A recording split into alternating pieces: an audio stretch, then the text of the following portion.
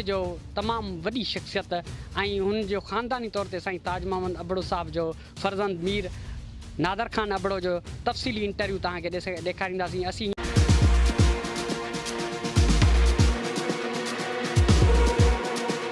मुहण जे दड़े जी धरती यानी मुंहिंजो जनम भूमि लाड़काणो आहे जेको असांजो सिंध छा पूरे पाकिस्तान जो हिकिड़ो मशहूरु सियासी समाजी अदबी फलाही मज़हबी ज़िलो आहे।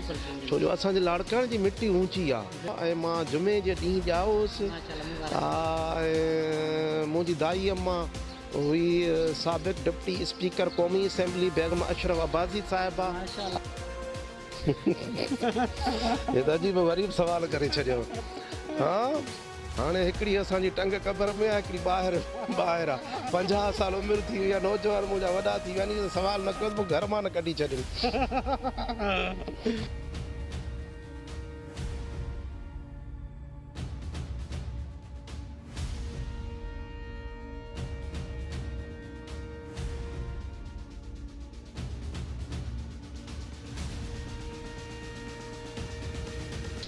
केनू दाह ॾेवा में दर्दांदी ए लोक ते बेदर्दांदी, केनू दाह ॾेवा में दर्दांदी ए लोक ते बेदर्दांदी, मैं गमगीन थी गया हाँ ग़ुलाम हैदर इत खोट थी गई है मर्दांदी। जीअं दोस्त असीं हींअर मौजूदु आहियूं शहीद बेनज़ीराबाद ऐं असांजी तमामु सिंध जी वॾी शख़्सियत साईं मीर नादर ख़ान अबड़ो साहब जेको डिप्टी डायरेक्टर एंटी करप्शन, असीं उन खां तफ़सीली इंटरव्यू वठण आया आहियूं हिते शहीद बेनज़ीराबाद नवाबशाह में।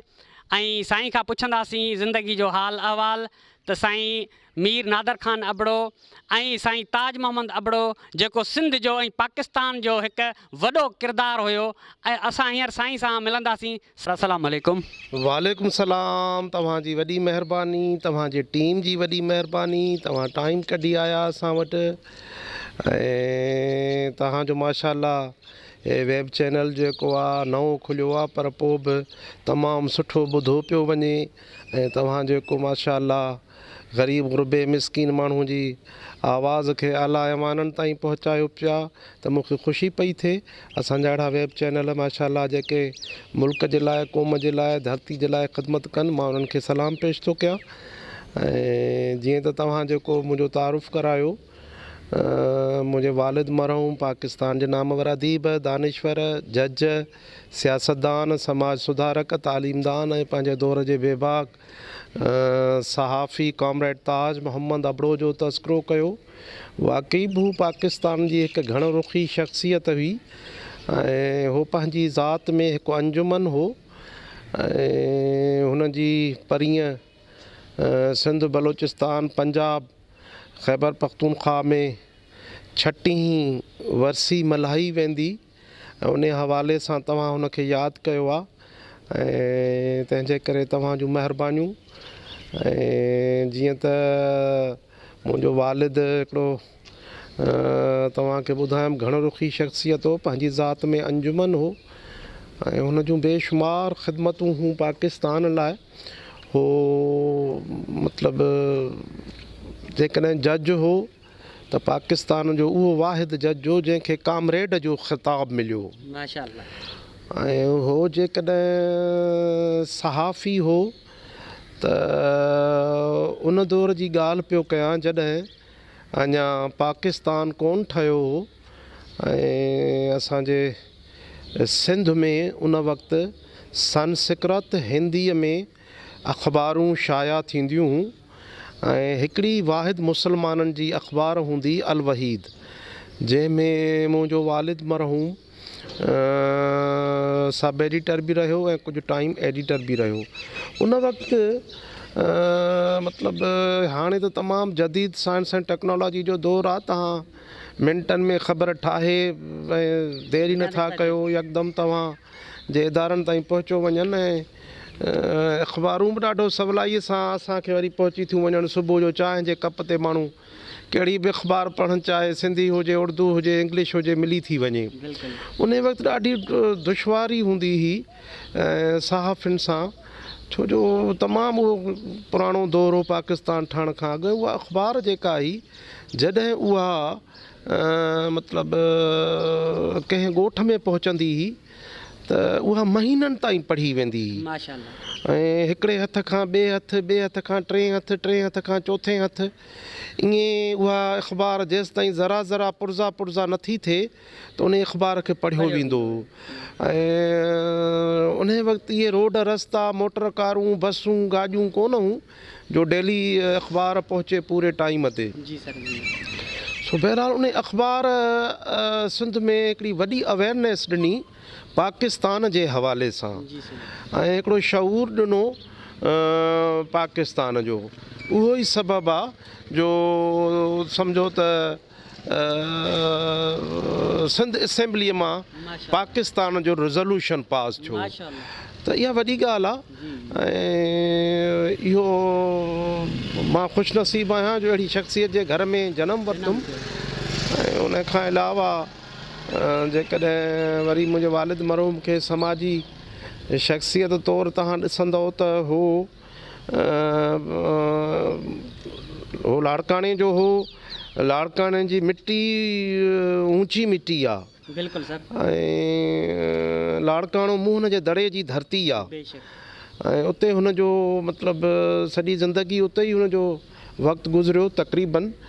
ऐं हुनखे पंहिंजो लाड़काणो जनम भूमि त हर कंहिंखे प्यारो हूंदो आहे, हर इंसान खे हा, पर हुन उते जॾहिं महसूसु कयो त का लाइब्रेरी कोन्हे त लाड़काणे जी तारीख़ में पहिरीं लाइब्रेरी जो बानी मुंहिंजो वालिद मरहूम हो ऐं उन लाइब्रेरीअ जो बुनियादु लाड़काणे में विधईं ऐं लाड़काणे में उन जो नालो रखियईं शाह अब्दुल लतीफ़ भिटाई लाइब्रेरी।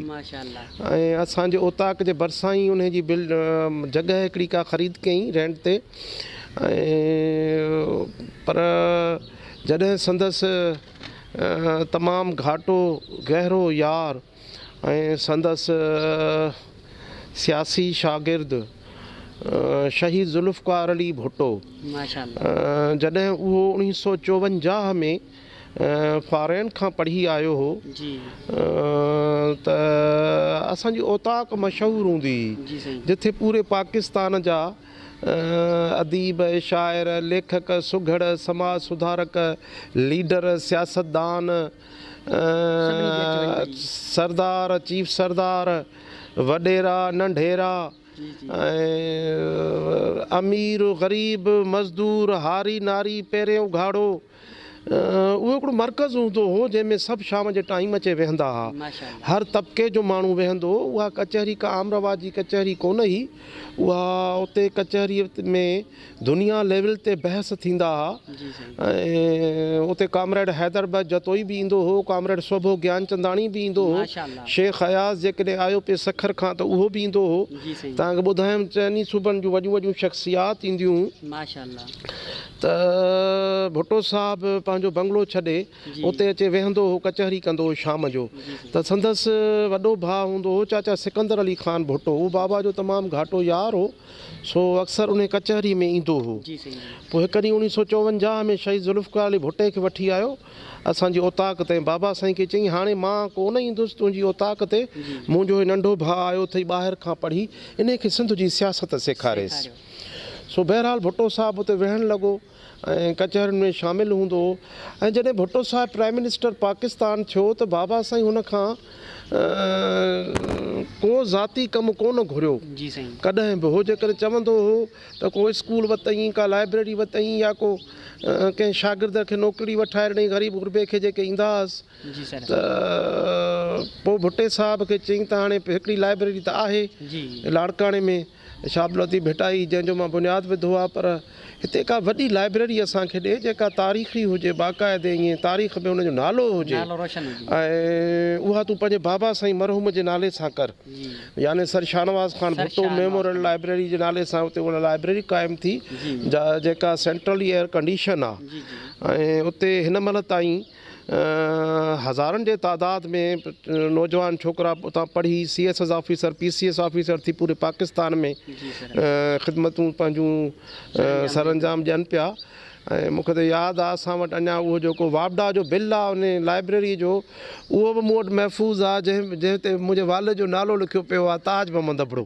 माशाअल्लाह। हा उहो मूंखे मूं वटि अञा बिल पियो आहे। जी जी। ऐं जॾहिं बाबा साईं डिस्ट्रिक्ट सेशन जा थिया लाड़काणो छॾियऊं त पोइ बाबा जो दोस्त हूंदो हो मोहम्मद अली जौहर, पोइ वरी उन बाबा खे ख़त लिखियो, बाबा हाणे तूं त जज थी वएं, भला हाणे सेक्रेटरी मां थो थियां हिते शाहनवाज़ लाइब्रेरीअ जो, त हाणे महिरबानी करे इहे बिल ॿिया टे ॾे त हाणे मां थो थियां, मां संभालां थो। बहरहाल चवण जो मक़सदु त हो जेकॾहिं समाजी शख़्सियत हो त हुन ग़रीब गुरबे जी मदद पे कई। ऐं एतिरी हद ताईं हुन में इहो फ़र्क़ु न हूंदो हो त को हे मतिलबु हुन हो मज़हब खां क़ौमियत खां फ़िरके खां आजो हूंदो हो। हा हो आज़ादु ख़्यालु माण्हू हो ऐं हुन कॾहिं बि फ़र्क़ु न महसूसु कयो हो। पंजाब सूबे जे पंजाबी शागिर्दनि खे पढ़ाईंदो हो त यूनिवर्सिटियुनि में मनी ऑर्डर उन्हनि खे मोकिलींदो हो। ऐं जॾहिं वफ़ात करे वियो त उन्हनि जा ख़त जॾहिं अचणु लॻा त कामरेड अभी तक पैसे नहीं आए हमारे पास, हमें फ़ी अदा करनी है, त बाबा साईं त गुज़ारे चुको हो। सो बहरहाल उहो चोरी चोरी उहो ॾींदो हो, हुनखे कंहिंखे बि ख़बर न हूंदी त हो को शागिर्दनि खे पढ़ाए थो। सो हर तासिब खां पाक हूंदो हो, हुनजो पंहिंजो हिकिड़ी ज़िंदगी हुई ऐं उन दौर जा माण्हू हुया बि अनमोल। इंसान ज़ात जी ख़िदमत करणु हुननि जो नस्बुल ऐन रहियो ऐं हो सिंध जे रिवायतुनि जा अमीन हा। हा सो बहरहाल जेकॾहिं हुनखे ॾिसिजे थो त हो हिकिड़ो आहे मतिलबु छा चइजे उनखे खणी सियासतदान त माशाअल्लाह मुख़्तलिफ़ सियासी पार्टियुनि में हुन कमु कयो जिथे बि मतिलबु इंसान ज़ात जे इन में सर किताब भी लिखिया हुआ केतिरा ई।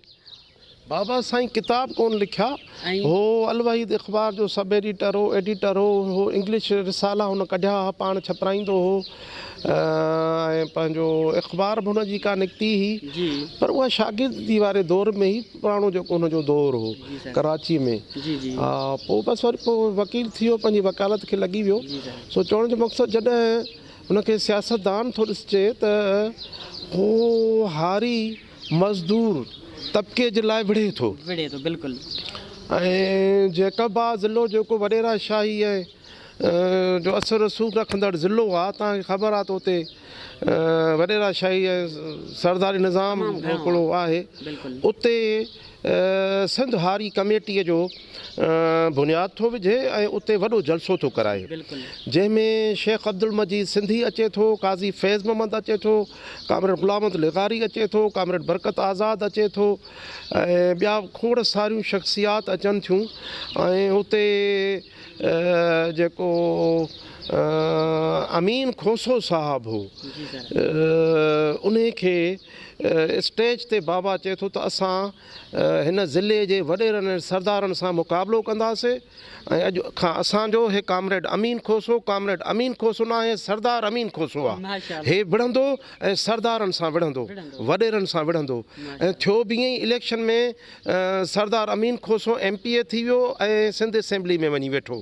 त ॾिसो हुन जूं इहे बि हारियुनि नारियुनि लाइ हिकिड़ियूं ख़िदमतूं हुयूं। हो जेकॾहिं पंहिंजो ॾिसो त मुस्लिम लीग जेका हुई, पहिरें त हुन स्टूडेंट फेडरेशन जेका हुई मुस्लिम लीग जी, हज़रत क़ाइद आज़म मोहम्मद अली जनाह उन वक़्तु बाबा साईं शागिर्द हो ऐं हुनजी मुस्लिम लीग स्टूडेंट फेडरेशन में हो ऐं उन खां पोइ मोहतरमा फ़ातिमा जनाह जो साथ ॾिनी आख़िरी दम ताईं।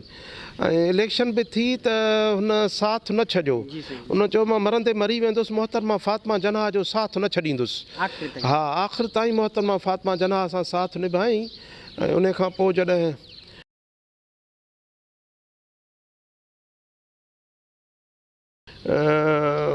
भुट्टो साहब पीपल्स पार्टीअ जो मतिलबु बुनियादु पियो रखे त बाबा साईं खे चयईं त हाणे तव्हां अचो ऐं अचे मुंहिंजो साथ ॾियो।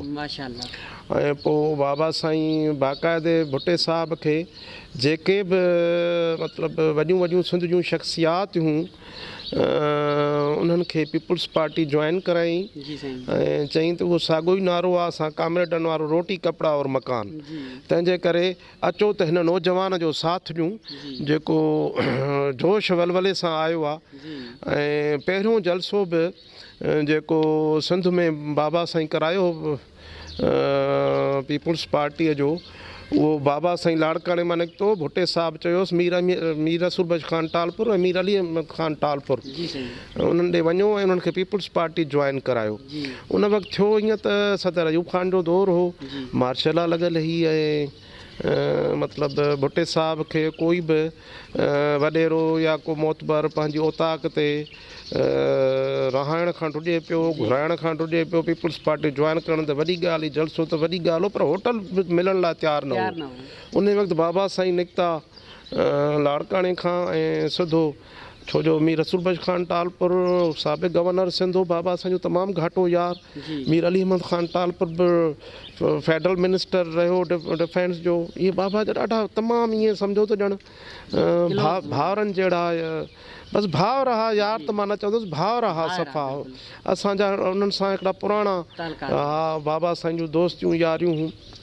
पोइ उते पहिरियों जेको सिंध सूबे में जलसो बाबा साईं करायो हो पीपल्स पार्टीअ जो, उहो टंडो यूसुफ में मीर रसूल बख्श ख़ान टालपुर ॾे वियो ऐं उन्हनि पीपल्स पार्टी जॉइन कई। उन्हनि चयो त असां भुट्टे साहिब घुराईंदासीं टंडो यूसुफ ऐं उते असां पंहिंजी औताक में रहाईंदासीं, जलसो बि कंदासीं। वॾो जलसो करायो वियो हो, तमामु हिकिड़ो वॾो जलसो। इहो पहिरियों जेको आहे सो जलसो भुट्टे साहिब जो, जंहिंमें हुन पंहिंजे ताक़त जो मुज़ाहिरो कयो पाकिस्तान में। हा, ऐं उन खां अलावा जॾहिं कन्वेंशन पे थियो भुट्टे साहिब जो, त बाबा साईं जो घाटो यार हूंदो हो। पीपल्स पार्टी जॾहिं कन्वेंशन पे थियो, चाचा मखदूम तालिबुल मौला, सो बाबा, हा, सो बाबा साईं जो यार हो। उहो लाड़काणे बाबा साईं वटि ईंदो हो। जमीयत उलमा सिंध जूं जेके बि प्रोग्राम थींदा लाड़काणे में, उन्हनि में शिरकत कंदो ऐं उहो बाबा साईं प्रोग्राम कराईंदो ऐं चाचा तालिबुल मौला असांजी औताक ते अची रहंदो। पोइ भुट्टे साहिब चई त प्रोग्राम असां हिते हाला में कंदासीं असांजे यार वटि, ऐं उते उहो प्रोग्राम थियो। उन मां वॾो सुठो रिज़ल्ट मिलियो पीपल्स पार्टीअ खे। ऐं इहे बाबा साईं जो सियासी ख़िदमतूं हुयूं। सर, तव्हांजो जनमु कहिड़े साल में थियो?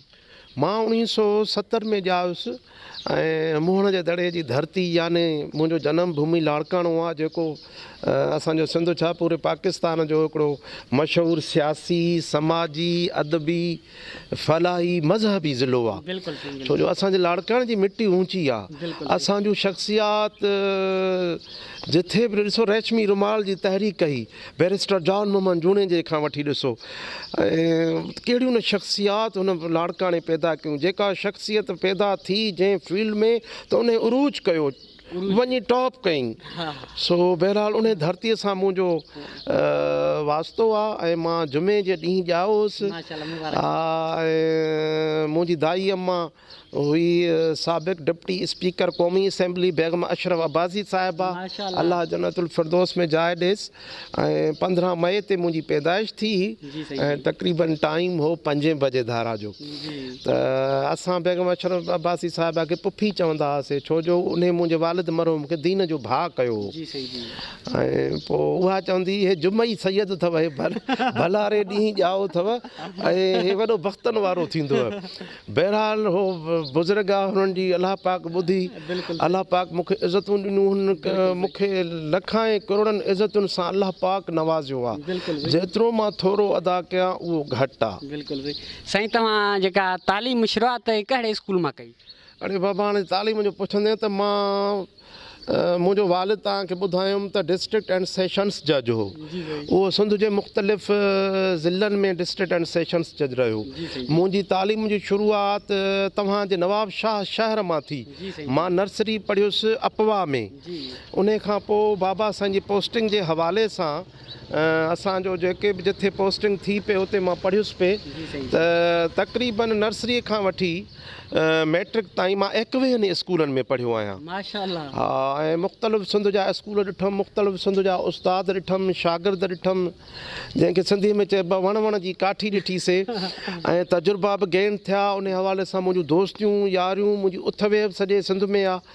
ऐं बसि ईअं ई तालीम थी। उन खां पोइ वरी मां बाबा साईं जॾहिं रिटायर्ड थी बाक़ाइदे अचे पंहिंजे ॻोठु लाड़काणो वसायो, त मुंहिंजी बाक़ी तालीम माना इंटर, BA, AA, LLB मुंहिंजी लाड़काणे में ई मुंहिंजी पढ़ाई उते रही। हा, तालीम पोइ मां उतां ई ख़तमु कई, माना AA में LLB करे। जी। सर तव्हांखे औलाद केतिरो आहे?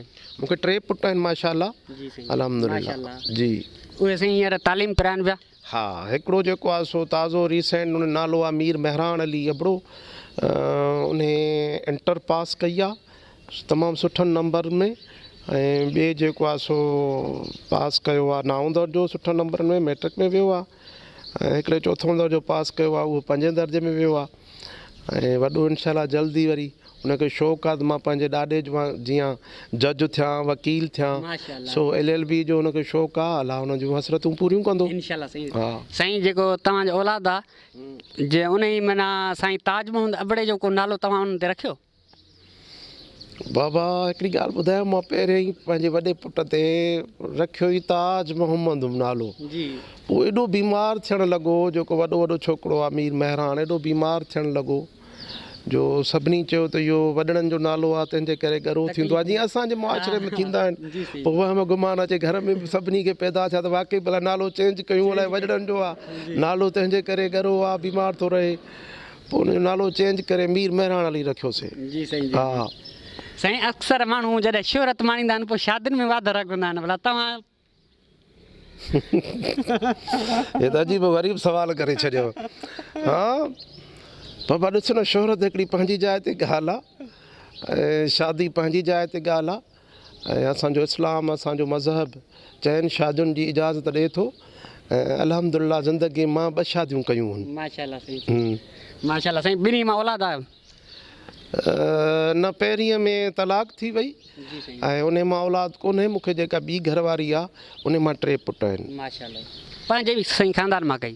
हा बिल्कुलु मुंहिंजे पंहिंजे ख़ानदान मां, ऐं पहिरीं धारियुनि मां ई, ऐं जेका ॿी आहे उहा मुंहिंजी मासात आहे, ऐं उहा अम्मा जे पसंदि सां शादी थी। माशाल्लाह साईं। माना तव्हां पंहिंजे पसंदि सां कान कई? मां पंहिंजे पसंदि सां पहिरीं शादी कई, पोइ तंहिंजे करे पोइ हाणे माउ जो बि त हक़ु आहे न, उहा पंहिंजे पसंदि सां कराए न। छा भला हाणे साईं आहे को शादी जो इरादो? हाणे हिकिड़ी असांजी टंग क़बर में आहे, हिकिड़ी ॿाहिरि आहे, 50 साल उमिरि थी वई आहे, नौजवान मुंहिंजा वॾा थी विया आहिनि, त सवाल न कयो त पोइ घर मां न कढी छॾनि। साईं भला हिते पाकिस्तान जे अंदरि जेके शाइर आहिनि या सिंध जे अंदरि तव्हांजो को फेवरेट शाइर कहिड़ो आहे? ॾिसो न, हर कंहिंजो पंहिंजो पसंदीदा शाइर आहे, बिल्कुलु आहे। मुंहिंजो पसंदीदा शाइर हज़रत शाह लतीफ़ भटाई रहमतुल्लाह अलैह आहे, सचल साईं आहे, ऐं ॿिया बि जदीद शाइर आहिनि, सुठा आहिनि, पर लतीफ़ सरकार त लतीफ़ सरकार आहे न। उन जो त मां नथो भयां त सिंध में डेली घटि में घटि 1 लख माण्हू त उनखे यादि कंदा हूंदा, को न को बैत हुनजो ॻाए। हा सो बहरहाल मुंहिंजो पसंदीदा शाइर शाह लतीफ़ भटाई आहे। जी साईं। सर फनकारनि में भला सिंधी फनकारनि में?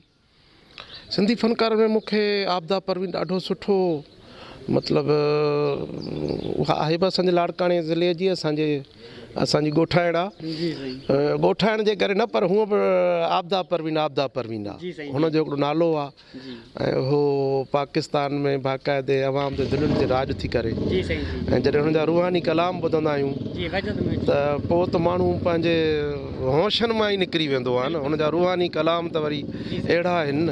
हा साईं भला तव्हां शाइरी सां लॻा रखियो? न, शाइरी सां मां न लॻा रखियो।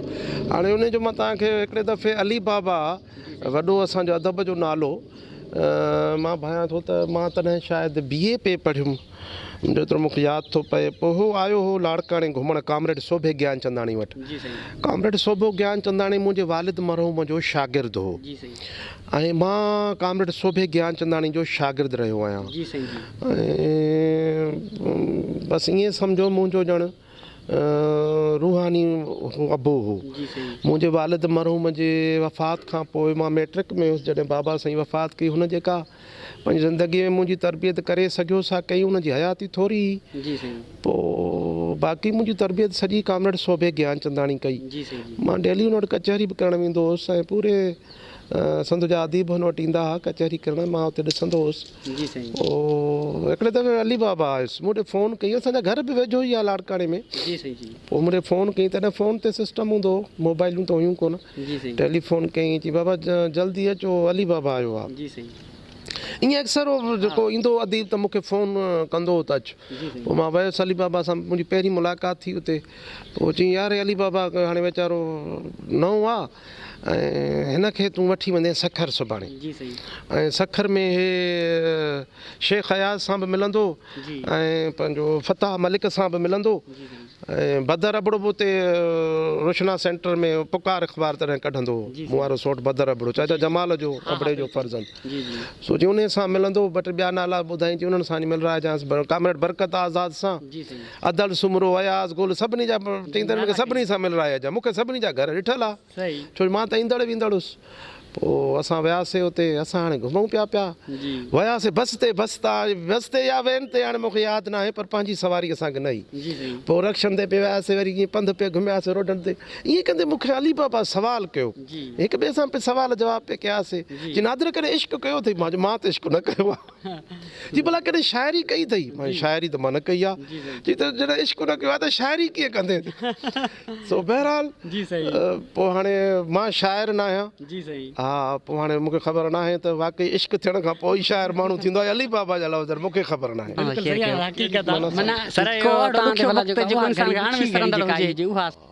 ज़िंदगी में ज़रूरु इंसान खे लाह चाढ़ा बिल्कुलु ईंदा आहिनि उहो ज़िंदगी आहे ई लाहनि चाढ़नि जो नालो ऐं माण्हू चवंदा आहिनि त असांजी यादाश्त कमज़ोर थी वई आहे बीमारी थी पई यानी की बीमारी लफ़्ज़ चवंदा आहिनि पर मां चवंदो आहियां जेका न माण्हू खां हिकिड़ी वेसर आहे जंहिंखे माण्हू बीमारी था चवनि वेसर त उहा बीमारी न आहे इहा अलाह पाक जी वॾियुनि नेमतुनि मंझां हिकु नेमत आहे जेके न इंसान में वेसर न हुजे त मां भायां थो त ज़िंदगीअ में एॾा हुनखे ॾुख था अचनि जे उहे यादि ई यादि रहनिसि मां भायां थो त ज़िंदगी हुनजी अध खां बि अॻु में ई ख़तमु थी वेंदो रुगो सोचे तंहिंजे करे इहा वेसर अलाह जी नेमत आहे बाक़ी के कहिड़ा ॾुख हूंदा आहिनि विसरी वेंदा आहिनि पर के अहिड़ा बि ॾुख हूंदा आहिनि जेके जीअ खे झोरे विझंदा आहिनि ऐं उहे विसरंदा न आहिनि अहिड़नि ॾुखियनि ॾींहंनि मां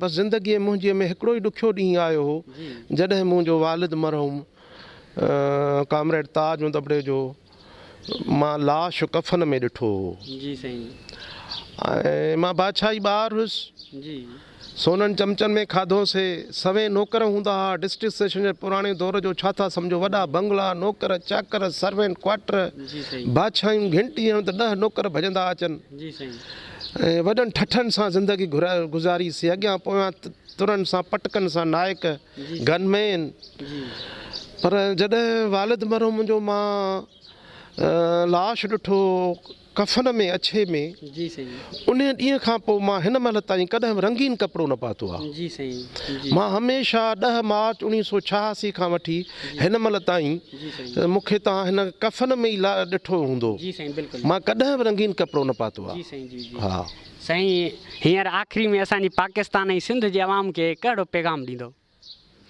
मां पूरे पाकिस्तान जे अवाम खे इहो ई पैगाम ॾींदुसि स्पेशली बहिराड़ी जी ॻाल्हि कंदुसि पाकिस्तान जी तक़रीबन मुंहिंजे ख़्याल में 70% आबादी पूरे पाकिस्तान जे चइनी सूबनि जी 70% आबादी बहिराड़ी में थो रहे मां बहिराड़ीअ जे मतिलबु शहरी त बाबा बादशाहूर उते सहूलियतूं शहरनि में मां पाकिस्तान जी बहिराड़ी सां अॼु मुखातिबु आहियां त महिरबानी करे पंहिंजनि न्याणियुनि खे पढ़ायो पंहिंजनि न्याणियुनि खे कोटनि किलनि मां कढो बुरकनि मां परदनि मां कढो हुननि खे पढ़ायो हुननि खे पंहिंजनि पुटनि खे जेतिरो प्यारो रखियो अथव हुननि खे सुठनि स्कूलनि में था पढ़ायो पोइ सरकारी स्कूलनि में था पढ़ायोनि या प्राइवेट स्कूलनि में था पढ़ायोनि या हिते था पढ़ायोनि या ॿाहिरनि मुल्कनि में था पढ़ायोनि पंहिंजी न्याणियुनि खे बि ईअं ई पुटनि वांगुरु उन्हनि खे प्यारो रखो उन्हनि खे बि ईअं ई जेको आहे सो तरबियत ॾियो ऐं ठीकु आहे जेकॾहिं पुटु नेमत आहे त न्याणी अलाह जी रहमत आहे जीअं हज़रत मोहम्मद मुस्तफ़ा सल्लल्लाहु अलैहि वसल्लम खे बीबी फातिमा ज़ोहरा प्यारी हूंदी तीअं तव्हां बि पंहिंजनि न्याणियुनि खे प्यारो रखो ऐं उन्हनि खे पढ़ायो आला तालीम याफ़्ता करायोनि ऐं हुननि खे पुटनि जेतिरो ई मक़ाम ॾियो बेशक जीअं दोस्तो साईं असांजे डिप्टी डायरेक्टर मीर नादर ख़ान अबड़ो जो तफ़सीली इंटरव्यू ॿुधो ऐं साईं सां असां जेका ॻाल्हि ॿोल कई GSTV जे थ्रू। ऐं आख़िर में आउं पंहिंजो शेर पढ़ंदुसि त हिते हक़ चवण वारो कोन थो ॾिसिजे, 99 माण्हू नाहक तरफ़ हिकु सचार खे बि वाह वाह करण वारो कोन थो ॾिसिजे। थी विया असांजा ज़मीर बंदि ऐं अॼु आहे ज़बान बंदि, यार कूड़े खे बि कूड़ो करण वारो कोन थो ॾिसिजे। हिते सभु को पंहिंजी इज़त लाइ सर, हिते सभु को पंहिंजी इज़त लाइ जीए मरे थो, ॿियनि जी इज़त लाइ मरण वारो कोन थो ॾिसिजे। हिते हर को थो पंहिंजे दर्दनि लाइ रत जा ॻोढ़ा रोए, ॿियनि जे सूरनि लाइ पाणी जा ॻोढ़ा बि रोअण वारो कोन थो ॾिसिजे। हिते हर को थो माड़ी मथां माड़ी अॾाए, ग़रीब खे सिरनि जी ट्याली वठी ॾियण वारो कोन थो ॾिसिजे। दर्दनि जी दाह ॾिजे कंहिंजे दर, हिते सूर ॿुधण वारो बि कोन थो ॾिसिजे। सूर ॿुधी इन सियाल जा सभु को खिलंदो थो वञे, ग़ुलाम हैदर खे सीने लाइ भाकुर पाए लुड़क उघण वारो कोन थो ॾिसिजे। सभिनी दोस्तनि जी वॾी महिरबानी। अस्सलाम वालेकुम। हक़ मौजूद।